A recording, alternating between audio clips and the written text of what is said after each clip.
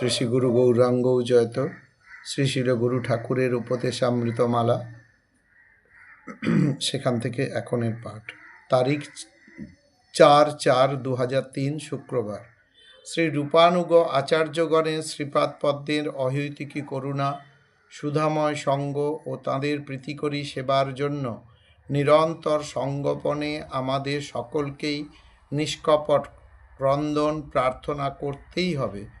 তাঁদের অহৈতুকী কৃপালাভ হলে শ্রী হরিনামের নিষ্ঠা, রুচি, আসক্তি, রতি, প্রেম, স্নেহ, মান, প্রণয়, রাগ, অনুরাগ, ভাব ও মহাভাব উদিত হবে।